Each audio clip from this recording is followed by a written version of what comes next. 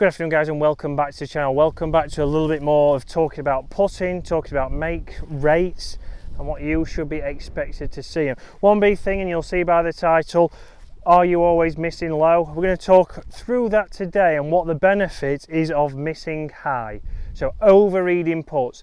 I'd say 95% of golfers I get come in, whether it's pros, amateurs, beginners, are always under-reading. As a result of under-reading, they're leaving themselves a lot more 3 or 4 footers, 4 par, 4 bogey for double bogey, which they then go on to miss when they've only been around about 10 feet away or 15 feet away. So we're going to show you today the differences, obviously, if you are a little bit high on your read, what the ball is going to do. And the main thing is for that is if we are high, the ball is going to be falling back to the hole. If I was to aim out here, the ball slows down, it's going to be moving back towards our target.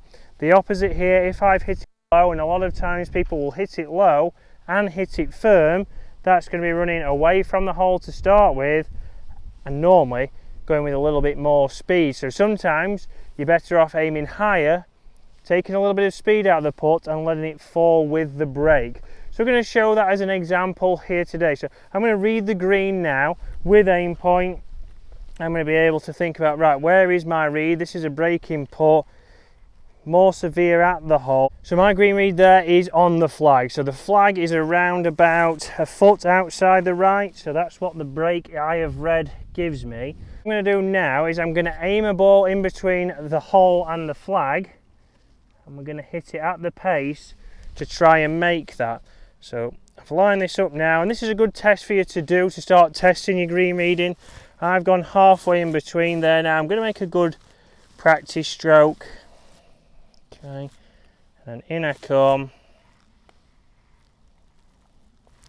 Okay, so fiery. It's gone around about a foot past. So not the fastest green here down at the moment, but that on the golf course, if you've got quick greens, is going to run 2 or 3 feet away. I'm now going to go 6 inches higher, just like I did at 6 inches low. I'm going to go 6 inches higher than the read I've actually given it, and we're going to see what that ball does. So same routine, have my practice swings. Going to go in here, I'm going to hit that one, and you'll see there the ball is going to move back towards the hole. So always high, and there's not much difference in those, maybe 2 feet or 1.5 feet and a foot, but I'm much more comfortable from that distance as I would be from there. Once we get onto a longer putt, which is what we'll go on to now, you're going to start to see that that could then roll past 5-6 feet, which is, think about on your golf course. Do you have those putts that run away from you? You go 5 or 6 feet past, you feel like you've hit it too hard, and then you miss that one coming back. So I'm going to hit that one now, and we're going to show you the difference from behind the ball. So see, now I've got a downhill left to right putt. I've done my read, I've got that around about 2.5 feet outside the left of the hole, but I've lined this ball up around about a 1.5 feet further left, so higher than the actual read that I've given it. What I'm going to show you now is I can take a little bit of speed out. This is downhill, and this is what you're going to want to do on downhill putts. You could borrow a little bit more, get that ball starting on line, and you see with that pace, a lip out, it's still that's dead weight pace, it's just got to the hole. Now what I'm going to do is I'm going to line this one up a little bit low now, so probably 1.5 feet to the right.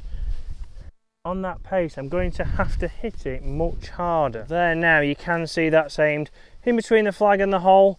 So on this line, I'm going to have to hit that much firmer to stay on that line. To have any chance of holing this putt, I'm going to have to hit it a lot harder. This is what a lot of people do. They want to be positive. They don't take enough read. That's a great roll. Because I've hit it firm, it's not being able to break. So guys, you want to think about that when you're having different putts, especially on downhill putt there. That's a prime example. I can take a little bit more break, hit it a little bit softer, and it's going to take more of the slope, and it's going to be again falling towards the hole. Even at dead pace there, that nearly went in. If we go for the opposite, and a lot of people underread it, I went around about here with the line, I've got to hit that a little bit firmer to stay on the line, then as a result it stays on that line, true, but goes around about 5 feet past. So that's not going to be a putt that anybody wants to have if that's back for par, back for bogey. We're quickly adding in some shots. So it shows there the importance of green reading. If anything, guys, if you start to see that your pace is out, a lot of times it could be down to your green read. Are you giving it enough? Think about how many putts you miss on the low side, then relate that back to your green reading. Start to give yourself a little bit more break. Don't hit it as firm, and start to see if that helps you to putt more, which for most mid to high handicappers, that's going to help. Even your lower handicappers. You know, a tour player came in last week, he had 12 3 putts on the Challenge Tour in one tournament, which is a very good effort, and it all came down to green reading. He recalibrated his green reading, spent a little bit more time on that, then his pace was a lot better, and then going into the weekend he was tied third, so he had a great chance. He ended up finishing just outside the top 10, but he said it freed him up a little bit more, his pace was a little bit more under control, as a result of being able to trust his reads, which he said was nearly double what he would have given it the week before. So guys, green reading is very important. It's much better if you are missing high. We don't want to miss on any side, but think if you miss high, the ball is working back towards the hole, and we should have a shorter tapping. If you're low, the ball's always running away. Even if that's 4 feet instead of 2 feet, your make percentage from 2 feet is going to be a lot higher than it is from 4. So guys, hopefully you enjoyed that.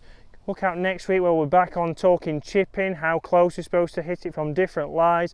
And as for now, I'll see you later in the week.